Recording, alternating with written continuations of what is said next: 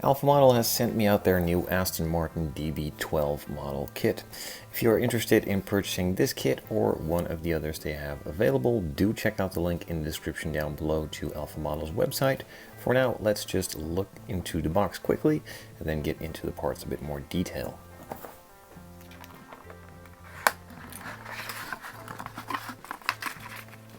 So as usual with these kits, you do get an instruction manual, but it's not really all that in-depth and detail. There are not an insane amount of parts, so it looks a bit different from your regular Tamiya or Revell assembly instruction. It just shows all the parts, some of the options, and all of the decals, so you know which one is which with the numbers and everything laid out really nice and clear. And then on the other side, it goes over where all those parts need to go and in what order, or which options you have for the parts. So let's say you have the window wipers, there's a photo etch option, but I also believe there is a molded part too. So let's skip this. They look good. Let's go look at the parts.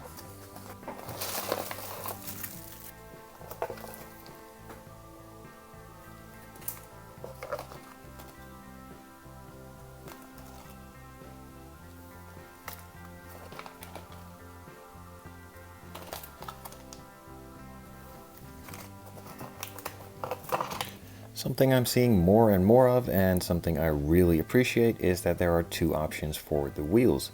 So you have the, I believe, standard version and one of the optional wheels. I love both of them, but I think I'm going to go for these ones. Let me know which ones you would use in the comments down below.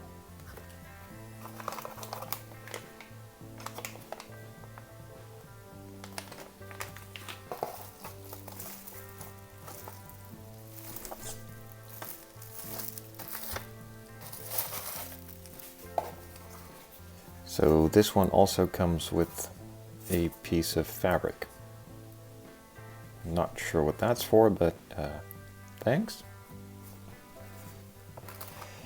It also comes with a ton of decals and a couple of sheets of photo etch. And with these newer versions, you also get a decal sheet with pre-cut carbon fiber.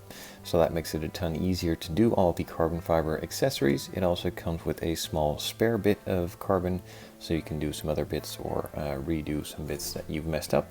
This one looks really good, but let's take a closer look a bit later on.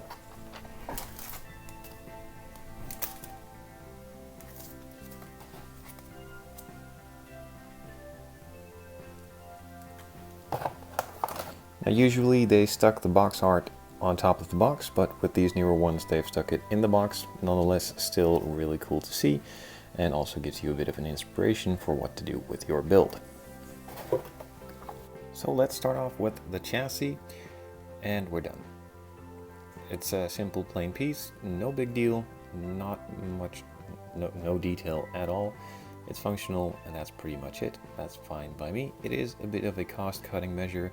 Does save some cost in the end price of the kit to not have it detailed. Some think this is a sin. I think it's perfectly fine. There are some other bits for the chassis though that do make it a bit more detailed. It's not the suspension components, the same trusty old pin system that holds the calipers, the wheels, and just plugs and plays. Nothing special there. Some discs, these as always will get some more detail with some photo etch, so I'll show the more important bit a bit later. And then also the calipers, these look incredibly nicely detailed. Bigger ones for the front, smaller ones for the rear, detailed on all corners, even on the top sides that will never be seen, so that is a really nice upgrade and jewelry piece for inside the wheels. Speaking of wheels, we have two options. I like both of them. I think I'm going to go for this one, as I do think it suits the style of the car a bit better, but this would have been a really nice choice as well. Again, I've asked this before, but do let me know in the comments which one you would like to see. There is a configurator for this car on the Aston Martin website, and you can configure it in all sorts of colors and also with these wheel options. So do check that out, have some fun, and let me know what you would choose. Now, speaking of wheels, you also have some tires to go round. This one has some detail on the sidewall too. These are branded. and look incredibly nice. They also have a super smooth tread pattern, and I'm generally really happy with the way these tires look. It it looks good. Moving on up from the chassis, we're going to go to the interior. Now, sadly, the rear seats are molded in and also part of the center console. Now, if you want to go for any other color than doing it all in black and have some black carpets and different colors for the rest of the interior, you will have to do a little bit of masking. Now, this does make this piece a bit stronger, as this is piece of the rear wheel well, so casting it in one probably has some specific reasons that I can't really figure out right now. Not a big deal. The parts do look nice and smooth, crisp lines for all of the seats, details in the seats, and also some bits missing to go on top, which I will go on to show you now. Now, sadly, they did add 2 sets of wheels, which isn't really that sad, but they didn't add 2 options for the seats. Now, this is the Sport Bucket seat. You also have a more comfort spec seat available on the real cars. They did go for the sportiest, coolest version, so it's not really all that big of a letdown. But if you give the option for the wheels, then maybe just do the 2 seat options too. Nonetheless, looks really nice, has a tiny bit of flashing there, but nothing really all that bothering. So really easily removed, and a really good looking seat. So besides the seat, we also have some door panels, dashboards, other bits and bobs.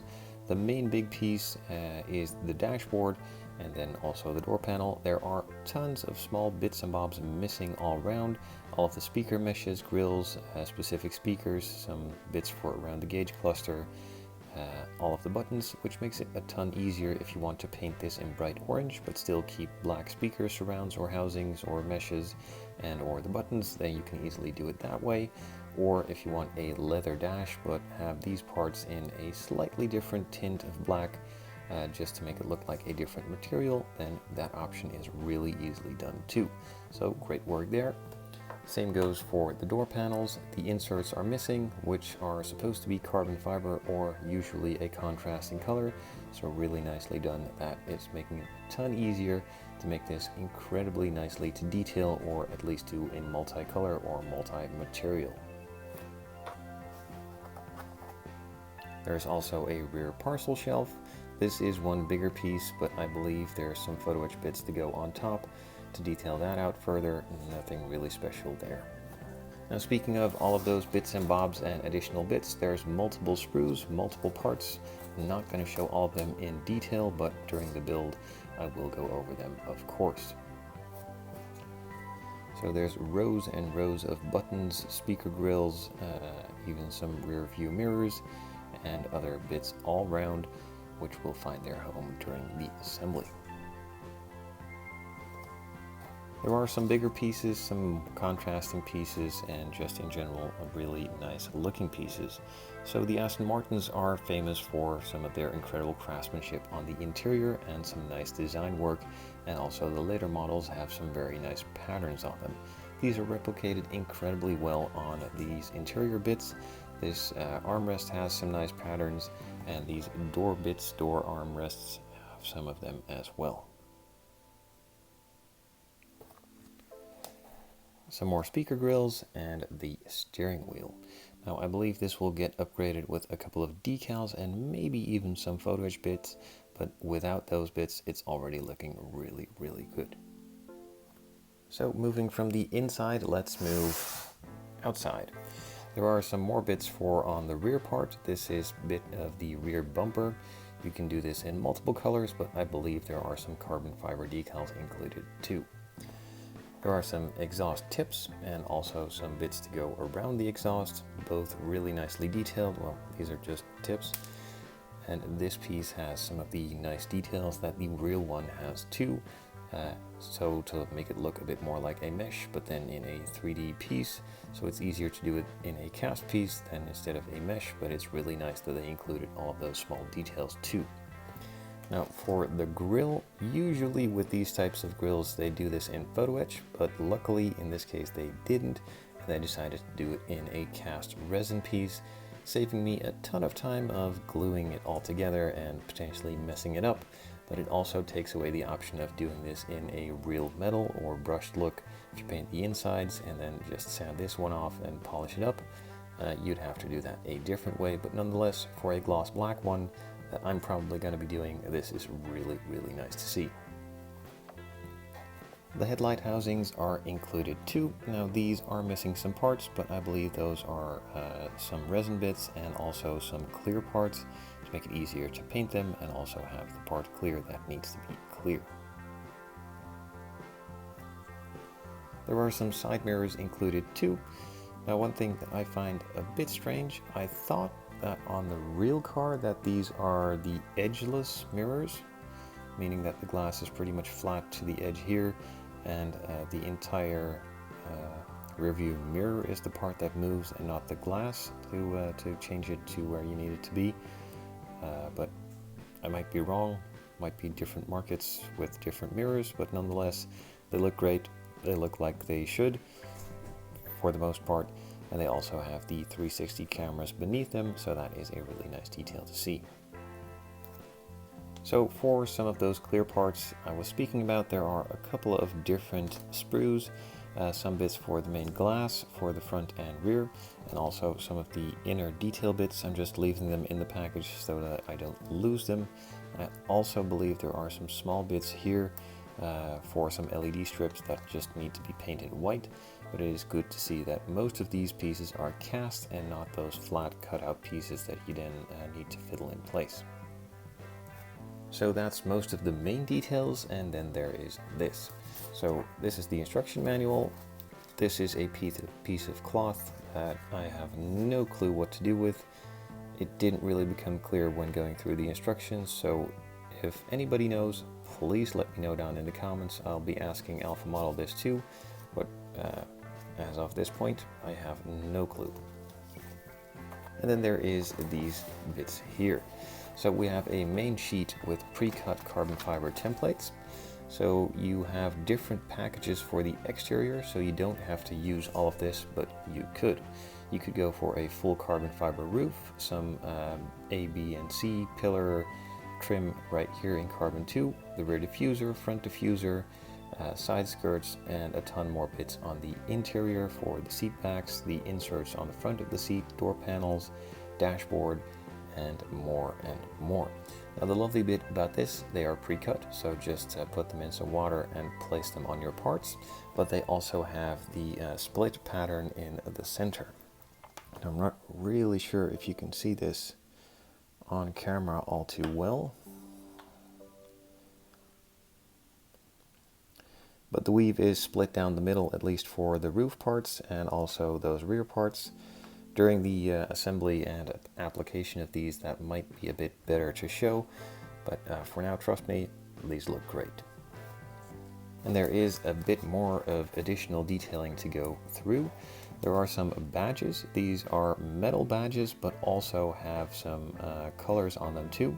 There are 3 different options. The standard one with the green Aston Martin in the center, and also the Union Jack version. So that's really nice to see. I would have also liked to see one of the carbon Kevlar versions. Maybe it's on the decal sheet, which it is, great. And there are some badges behind here too for the Aston Martin script.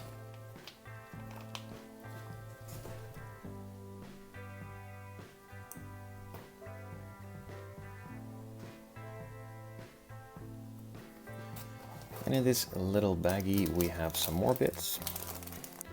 We have a sheet of decals. This is the general detail decal sheet. It has the badges, logos, and also some interior bits for on the steering wheel, the center console, door panels, and a couple bits for on the interior here and there. Nothing really special, but just nice to see this added, as it does finish it off really, really well. Then we also have some clear parts, just the glass for the front and rear, and also the sides. Pre-cut, pre-painted, really nicely done. Still not my favorite bit, but I'm just going to stop moaning about that and just put it on what I need to. And then there is a bit of photo etch. There are some grills for the exterior and I believe some bits for the interior too. Nice and thin, probably really easy to bend and dent, but we'll get to that when we do. Also some more bits for some badges, which are pretty much impossible to use, at least this Aston Martin script is, and some other backings and bits for some of the metal pieces. Then the general photo-etched bits, which are used mostly, some inserts for on the interior, the lights, and also the brakes too.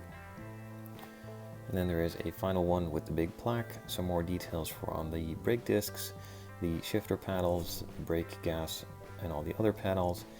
And that's it. Let's move on to the final piece. And that final piece is the body. Now, again, if you love Aston Martin, then you will probably love this one too.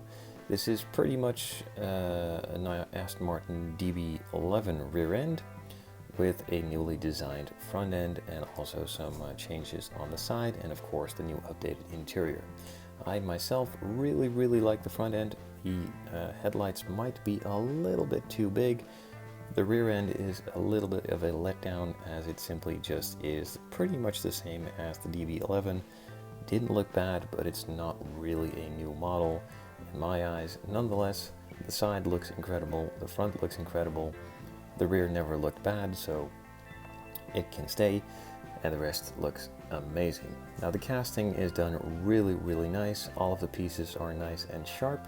All of the panel lines are also nice, fine, and deep, so they probably won't really need any attention, or just a tiny bit here and there, if at all. And the rest just looks nice and smooth, so just a bit of sanding, tiny bit of scribing, and ready for primer it is.